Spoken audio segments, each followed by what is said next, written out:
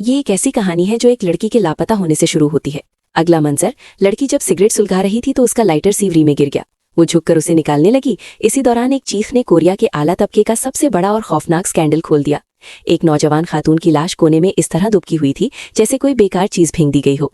उसका आधा चेहरा बार बार जर्ब लगने से मुकम्मल तौर पर बिखर चुका था। यहाँ तक कि करीब तरीन लोग भी उसकी शक्लो सूरत से उसकी शनाख्त नहीं कर सकते थे। उसके पास कोई भी ऐसी चीज नहीं थी जो उसकी पहचान होती, सिवाय एक मुकम्मल तौर पर महफूज जामुनी रंग के महंगे ब्रांड के हैंडबैग के। फॉरेंसिक माहिर की रिपोर्ट ने संगीन मुकदमात देखने वाली पुलिस टीम को भी लर्जा दे दिया। मरने वाली के पूरे जिस्म पर पुराने और नए जख्मों के निशानात थे, लेकिन कोई भी जानलेवा नहीं था। उसकी नाक, सांस की नाली और फेफड़ों में बर्फ का पानी भरा हुआ था और उसके अंदरूनी आज़ा मुकम्मल तौर पर नाकाम हो चुके थे। ये नौजवान लड़की इंतहाई खौफ और मायूसी में -10 डिग्री सेंटीग्रेड की सर्दी में जिंदा जमकर मर गई थी। इस बज़ाहिर बेसरो सामान कत्ल का वाहिद रास्ता मरने वाली के पास मौजूद बेशकीमत बैग था। ये बैग नाम निहाद यूरोपीय शाही खानदान के लिए बनने वाले मशहूर तरीन ब्रांड बालियो का था, जो आलमी सतह पर महदूद तादाद में तैयार होने वाला मखसूस मॉडल था, जिसकी पूरी कोरिया में सिर्फ एक मिसाल थी। इस पर मुनफरिद नंबर कुंदा था और उसकी मालियत अरबों वॉन थी, इतनी कि एक आम कोरियाई शख्स को बगैर खाए पिए 10 साल काम करना पड़े। कातिल ने लड़की को इतनी बेदर्दी से मारा कि उसका चेहरा पहचानना नामुमकिन हो गया, लेकिन लाखों का बैग वहीं छोड़ दिया। यानी उसका मकसद डकैती नहीं था। इस केस की तफ्तीश संगीन मुकदमात की टीम के पुलिस अफसर पार्क मूजिंग को सौंपी गई। ये वो किरदार था जिसे ली जोन हैक ने अदा किया था। इसकी आंखें तमाम झूठों को बेनकाब कर देती थीं और वो अपनी जिद्दी और जुनूनी आदत के लिए जाना जाता था कि जिस केस को भी हाथ लगाता उसकी तह तक पहुंचे बगैर नहीं छोड़ता। उसने बैग पर मौजूद मुनफरिद नंबर की मदद से पड़ताल की और जल्द ही इस बैग के कानूनी खरीदार तक रसाई हासिल कर ली।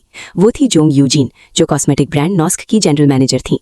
वो एक ऐसी खातून थी जो निचले तबके से उठकर अपनी पूरी जिंदगी की जद्दोजहद के बाद कोरिया के हकीकी आला तबके में जगह बनाने की कोशिश कर रही थी। जब पुलिस ने मरने वाली खातून की तस्वीर जोंग यूजीन के सामने रखी तो वो पहले तो हैरान रह गई, लेकिन जैसे ही उन्होंने मरने वाली के बाईं टखने पर टैटू देखा, जोंग यूजीन का जज्बाती तौर पर मुकम्मल बिगड़ गया और वो चीखने लगी।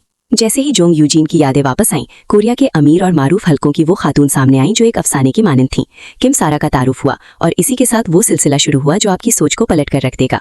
जोंग यूजीन किम सारा से पहली बार इस वक्त मिली जब वो सियोल के सबसे आला तरीन ब्रांड के स्टोर पर गई थी। उस दिन जोंग यूजीन अपना वो जामुनी रंग का बैग लेने आई थी जिसके लिए उन्होंने 6 माह इंतजार किया था, लेकिन उनकी नज़र शीशे की अलमारी में रखे एक और बैग पर जम गई, एक सुर्ख रंग का बैग जो खास तौर पर किसी के लिए बनाया गया था।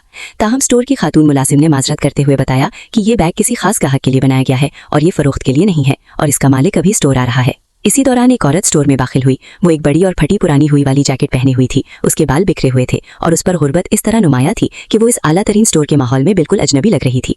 स्टोर की मालकिन का रवैया फौरन बदल गया और वो उस औरत के पीछे इस तरह लग गई जैसे चोर हो। लेकिन जैसे ही उस औरत की उंगलियां काउंटर को छूने लगी, कहानी का एक नया और चौंका देने वाला मोड़ आया।